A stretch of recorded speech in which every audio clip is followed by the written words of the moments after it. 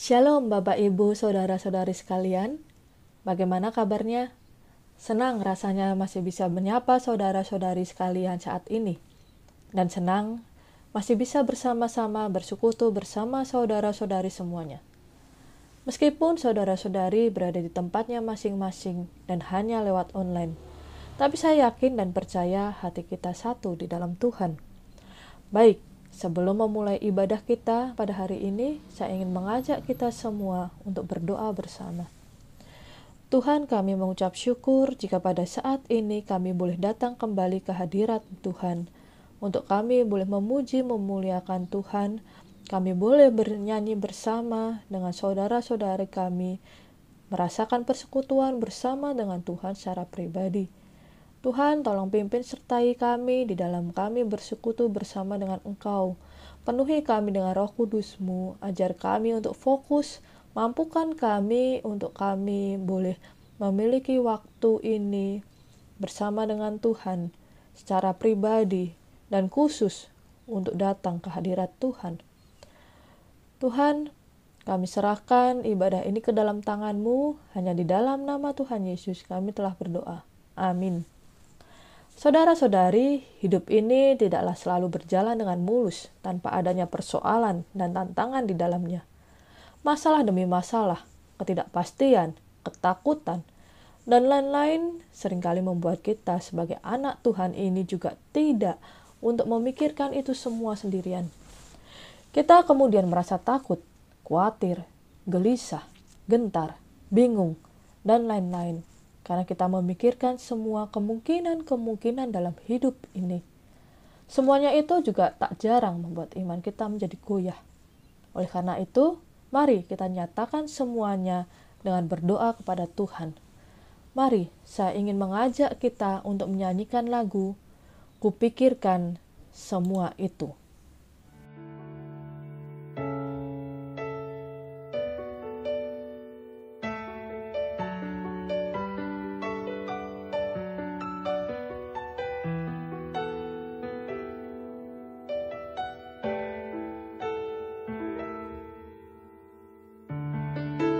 Ketika ku khawatir, kalut di hatiku,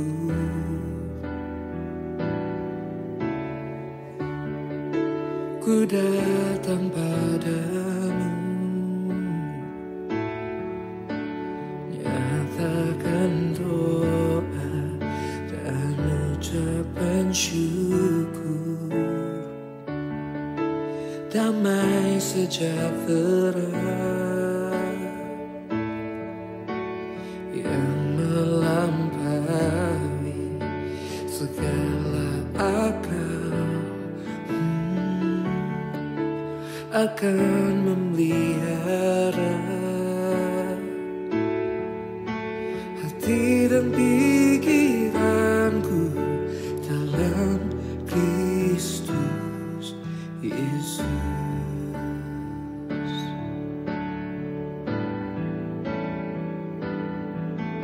Semua yang benar, semua yang mulia, semua yang adil dan suci,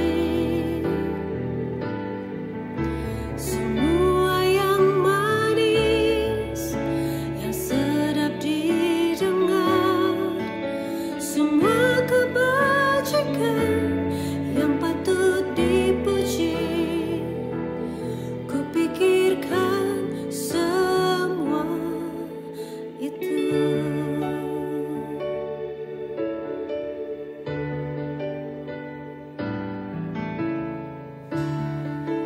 Damai sejahtera yang melampaui segala akal akan memelihara hati dan pikiranku dalam Kristus Yesus.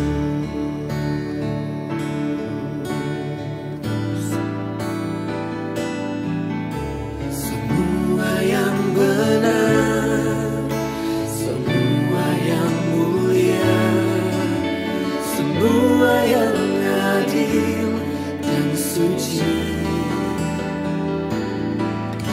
Semua yang manis, yang sedap didengar, semua kebajikan yang patut dipuji, ku pikirkan semua itu.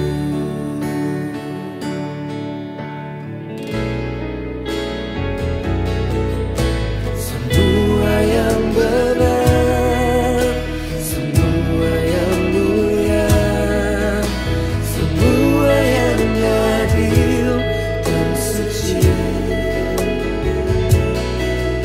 semua yang manis, yang sedap didengar, semua kebajikan yang patut dipuji, ku pikirkan semua itu. Semua, semua yang benar, semua yang mulia, semua yang adil dan suci, semua yang manis, yang sedap didengar, semua kebajikan yang patut dipuji, ku pikirkan semua itu. Ku pikirkan semua itu. Ku pikirkan semua itu. Yeah.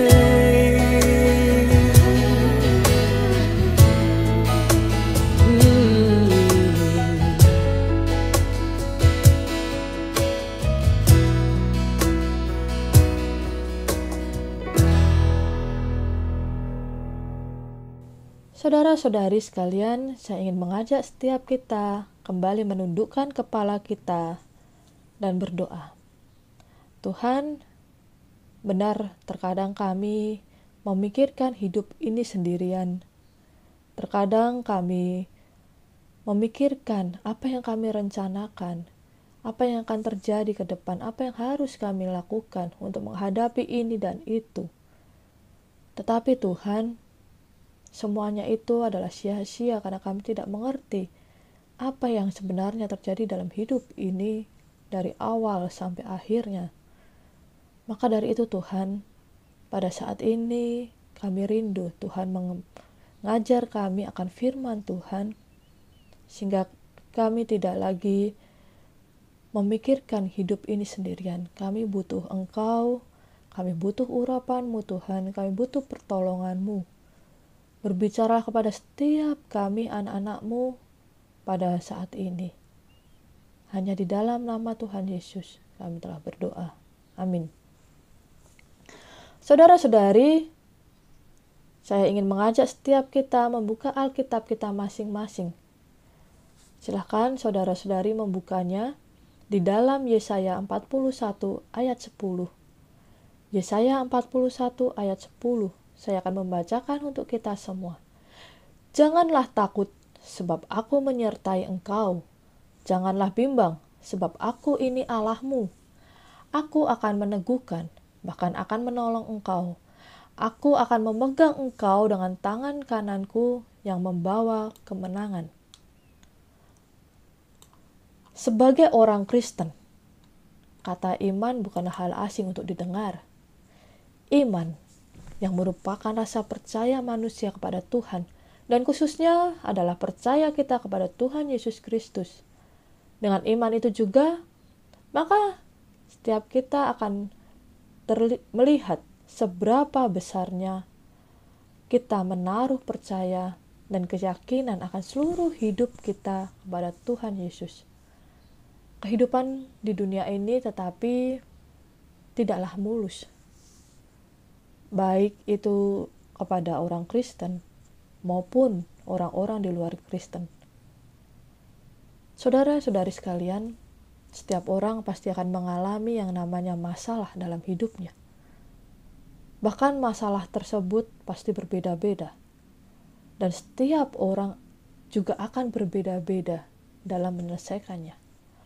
Ada orang yang menganggap masalah yang sedang dialami itu adalah kecil. Tapi ada juga yang menganggapnya sebagai masalah yang besar dan berat. Bahkan tidak ada standar pasti untuk dapat menentukan apakah masalah itu termasuk kecil atau besar.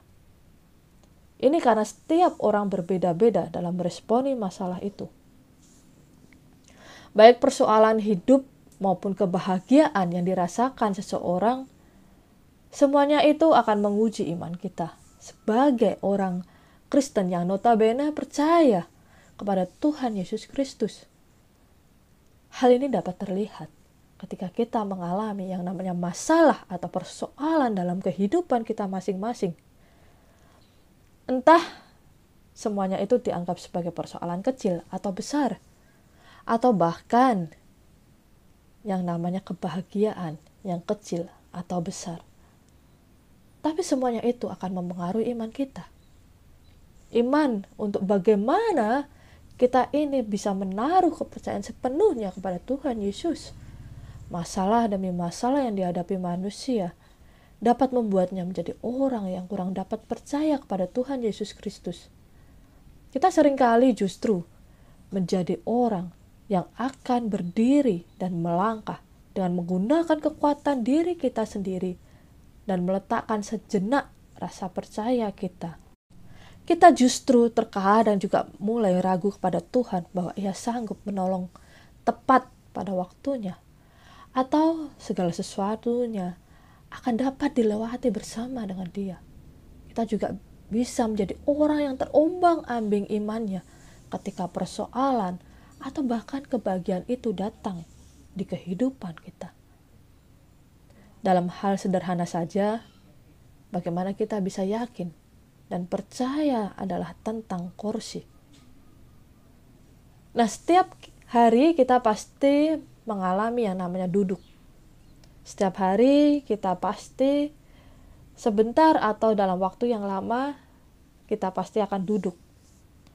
Entah itu duduk di sofa rumah, di kursi kantor, di bangku kampus, di bangku sekolah, di kursi ruang dokter, di kursi restoran, di kasur, atau dimanapun. Nah, bagaimana kita bisa yakin bahwa apa yang kita duduki, yaitu sofa, kursi, atau bangku, itu tidak akan roboh atau patah saat kita mendudukinya? Atau bagaimana kita yakin bahwa tempat duduk tersebut kuat menopang tubuh kita saat diduduki? Mungkin kalau kursi itu kita beli sendiri, kita dapat melakukan quality check terlebih dahulu terhadap kursi itu. Kita bisa ngecek apakah ia kokoh atau rapuh, atau apakah kira-kira lengkap segala bautnya dan juga terpasang dengan baik. Tetapi bagaimana bila kursi yang akan kita duduki tersebut sudah tersedia dan bahkan kita nggak tahu siapa yang membelinya? Kita nggak pernah tahu apakah yang membeli kursi itu telah melakukan quality check terhadap kursi itu secara teliti, seperti yang akan kita lakukan sendiri. Atau bahkan orang yang membeli kursi tersebut bukan saja tidak mau repot-repot ngecek kekuatan dari kursi itu. Bahkan untuk menghemat biaya, bisa jadi dia membeli kursi yang murah dan memang mutunya tidak bagus. Dan jauh lagi, apakah kita percaya kalau orang yang telah membuat kursi itu benar-benar telah membuatnya sesuai dengan prosedur dan dengan penuh tanggung jawab? Atau orang yang membuat kursi itu malah korupsi dengan hanya memasang 4 skrup di dalamnya, di mana yang seharusnya dibutuhkan 5 skrup untuk membuat kursi tersebut kokoh ketika diduduki oleh manusia. Kita mungkin ada perasaan takut dan tidak yakin di sini. Demikian juga dengan kehidupan kita. Namun apa yang telah dikatakan oleh Yesaya 41 ayat 10 barusan. Janganlah takut, sebab aku menyertai engkau. Janganlah bimbang, sebab aku ini Allahmu. Aku akan meneguhkan, bahkan akan menolong engkau. Aku akan memegang engkau dengan tangan kananku yang membawa kemenangan. Ketika itu umat Allah berada dalam masa-masa pembuangan di Babel. Keadaan itulah yang membuat umat menjadi takut dan bimbang akan apa yang terjadi dalam hidupnya kelak. Tentu saja, yang namanya hidup dalam pembuangan itu bukanlah kehidupan yang selalu akan menyenangkan untuk dijalani. Bahkan, bisa jadi kehidupan di dalam pembuangan itu adalah kehidupan yang menderita. Mungkin mereka pun ketika itu hidupnya tidak lagi tercukupi. Mereka takut. Atau mereka mengalami kesengsaraan sebelumnya. Namun Allah ketika itu mengatakan kepada umatnya Israel untuk mereka dapat menaruh kepercayaan dan keyakinannya kepada Allah dengan sepenuh hati. Allah ingin agar umatnya Israel untuk tidak takut dalam menghadapi musuh-musuhnya dan apapun yang akan terjadi dalam kehidupan mereka ke depan. Kemudian, bukan saja sampai Allah menyuruh umatnya untuk jangan takut, tapi juga ada janji Allah selanjutnya yang diberikan, yaitu aku akan meneguhkan, bahkan akan menolong engkau. Aku akan memegang engkau dengan tangan kananku yang membawa kemenangan. Allah berjanji kepada umat bahwa Ia sendiri akan menolong kehidupan mereka dan tidak akan dibiarkannya hidup dalam kesengsaraan. Ada pengharapan pasti yang diberikan oleh Allah kepada umatnya. Hal ini bukan saja dinyatakan hanya kepada umat Israel saja, melainkan kepada setiap kita saat ini sebagai umat Allah. Memang benar apa yang terjadi dalam hidup ini kadang membuat kita menjadi pribadi yang takut dan bimbang. Tapi semuanya itu jangan membuat iman kita pun menjadi bimbang dan goyah. Kita kadang mengambil alih akan hidup ini. Padahal kita nggak pernah tahu apa yang akan terjadi ke depan. Baik 1 detik maupun beberapa tahun yang akan terjadi ke depan. Hal ini bukan saja hanya ketika seseorang itu mengalami persoalan dalam hidupnya, tapi ternyata juga ketika kita mengalami yang namanya kebahagiaan. Rasa bahagia yang tidak disertai dengan rasa syukur yang benar kepada Tuhan seringkali membuat orang-orang menjadi pribadi yang akan sulit, yang akan mulai mereka mengambil alih akan hidupnya. Mereka akan mulai sulit untuk menyerahkan dan mempercayakan hidupnya kepada Allah. Karena mereka merasa bahwa mampu melakukannya semua itu sendiri. Begitupun ketika kita mengalami hal-hal yang kurang baik dalam hidup kita. Kadang kita merasa sama seperti umat Israel ketika mereka dibuang di Babel. Kita merasa sangat takut, tidak bisa berpikir, jadi tidak percaya kepada Allah, bimbang, mulai goyah iman kita, dan merasa bahwa hidup ini tidak lagi ada pengharapan pasti di depannya. Namun perlu kita ingat juga dalam Yakobus 1 ayat 6, hendaklah ia memintanya dalam iman, dan sama sekali jangan bimbang, sebab orang yang bimbang sama dengan gelombang laut, yang diombang-ambingkan kian kemari oleh angin. Terkadang ketidakpastian hidup telah membuat setiap umat Allah ini menjadi ragu kepada Allah. Ragu bahwa Ia sanggup menolong setiap umatnya untuk melewati setiap hal dalam hidupnya. Sampai-sampai ini juga membuat kita sadar, atau sadar tidak sadar, menjadi ragu untuk meminta kepada Allah. Di bagian Alkitab lainnya yaitu Matius 21 ayat 22 dikatakan, dan apa saja yang kamu minta dalam doa dengan penuh kepercayaan, kamu akan menerimanya. Akan tetapi, Yakobus mengingatkan bahwa mintalah kepada Allah dengan iman kita dan jangan pernah sekalipun ada keraguan hati di dalamnya. Apa artinya? Yaitu kita jangan mendua hati. Di mana di satu sisi meminta kepada Allah, tapi di sisi lain entah kita mengandalkan diri sendiri maupun juga meminta bantuan di luar Allah. Ke dukun mungkin, ke teman-teman mungkin, ke orang-orang yang kita percaya, orang-orang yang kita kasihi, atau siapapun. Inilah yang membuat seseorang menjadi ragu tanpa kepastian.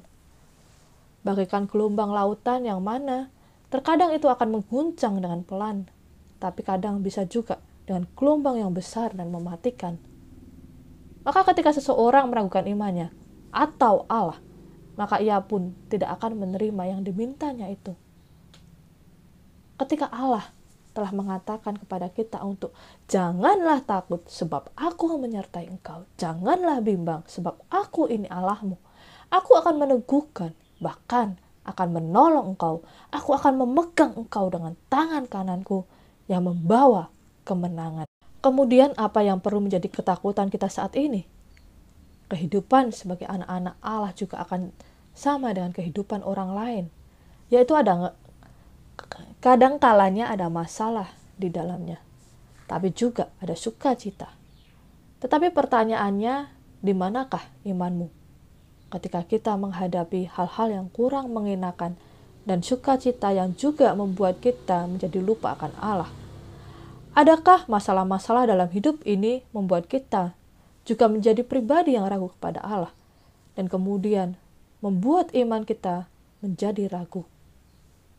Terkadang bahkan keadaan yang kurang menyenangkan itu memang tak kunjung berakhir dalam hidup kita. Tapi apakah itu berarti Allah meninggalkan hidup kita? Tidak, karena Ia telah berjanji untuk memegang dan menolong umatnya. Menolong bukan berarti segala persoalan itu akan hilang begitu saja dalam hidup kita. Tapi bisa juga Allah menyatakan pertolongannya dengan memberikan kita jalan keluar dan kekuatan dalam menghadapinya. Tetapi yang pasti bahwa Ia akan selalu memegang tangan setiap kita, para umatnya, yang beriman penuh kepadanya dengan hati yang tidak ragu untuk membawa kita kepada kemenangan kekal. Yang memegang setiap kita, bahkan sampai pada garis akhir hidup kita. Jadi, masih ragukah kita untuk beriman kepada Allah? Dan masih adakah iman itu dalam hati kita yang paling dalam, meski hidup ini tidak selalu berjalan dengan mulus? Amin. Mari kita berdoa. Tuhan, benar bahwa hidup ini beraneka ragam. Benar Tuhan bahwa tidak selalu kami menjalani kehidupan ini dengan mulus. Tuhan tidak pernah berjanji bahwa hidup ini akan mulus. Tetapi Tuhan berjanji bahwa Engkau akan menyertai setiap kami. Ajar kami Tuhan memiliki iman sebesar biji sesawi yang kecil, tetapi iman itu teguh di dalam Tuhan. Dan kami mempercayai Tuhan dengan sepenuh hati kami. Apapun yang menjadi masalah dalam hidup kami tetap menaruh iman kami di dalam Kristus. Tuhan, kami juga berdoa untuk bangsa ini, untuk dunia ini Tuhan. Akan COVID yang masih merajalela Tuhan, yang tolong sertai setiap kami anak-anak-Mu ini. Tuhan yang berikan kekuatan penghiburan bagi setiap kami. Meski mungkin terkadang saat ini kami merasa lelah akan COVID. Tetapi Tuhan juga yang akan tolong setiap kami. Sehingga kami boleh menjalani semuanya itu dengan iman kepada Tuhan. Dan dengan sukacita yang daripada Tuhan.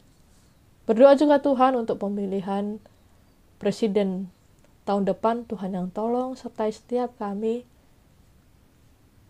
rakyat Indonesia ini, sehingga kiranya kami boleh memilih pemimpin yang bertanggung jawab, pemimpin yang berkenan di hadapan Tuhan, pemimpin yang tidak mementingkan diri mereka sendiri, tetapi benar-benar memikirkan rakyat, memikirkan bangsa Indonesia ini Tuhan. Sehingga kami bersama-sama boleh bersatu sebagai bangsa Bhinneka Tunggal Ika, dan juga bangsa yang ada Pancasila di dalamnya. Tuhan, kami berdoa juga untuk setiap anak-anak-Mu dimanapun mereka berada. Ya mungkin saat ini mereka sedang terumbang-ambing akan imannya. Karena berbagai persoalan, berbagai alasan dalam hidup ini. Tapi Tuhan, kami mohon saat ini Tuhan yang jamah setiap hati kami, iman kami, sehingga kami boleh kembali berdiri teguh di dalam Engkau. Sehingga kami tidak ragu-ragu. Dan ketika kami menghadapi hidup ini, kami boleh mengatakan bahwa iman kami ada di dalam Kristus. Iman kami ada di dalam hati kami. Tuhan, biarlah setiap anak-anak-Mu ini juga boleh terus meyakini bahwa Tuhan adalah juru selamat yang hidup, yang berkuasa atas hidup ini. Menyerahkan juga Tuhan untuk setiap pergumulan kami masing-masing ke dalam tangan-Mu. Tuhan yang tilik, Tuhan yang tolong setiap kami. Apapun yang sedang kami hadapi, Tuhan yang tolong kami. Inilah doa-doa kami Tuhan. Kami serahkan semuanya ke dalam tangan-Mu. Hanya dalam nama Tuhan Yesus kami telah berdoa. Amin.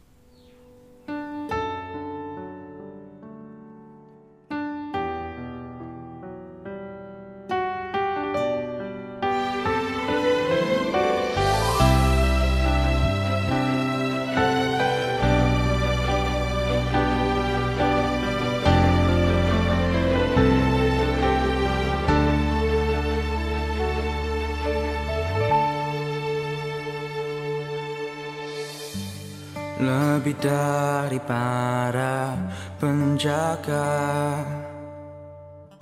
menghadap fajar pagi,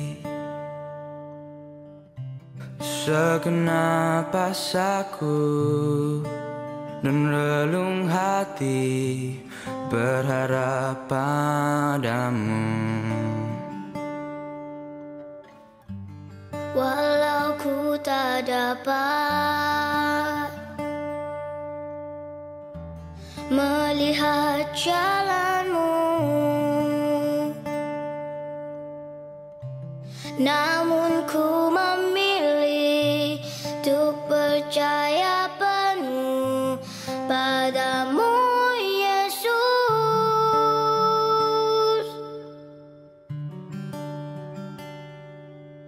Ku percaya akan janji-Mu,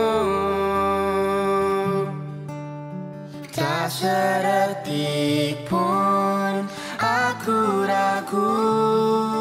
Satu hal ku tahu, bahwa janji-Mu tak akan pernah lekang oleh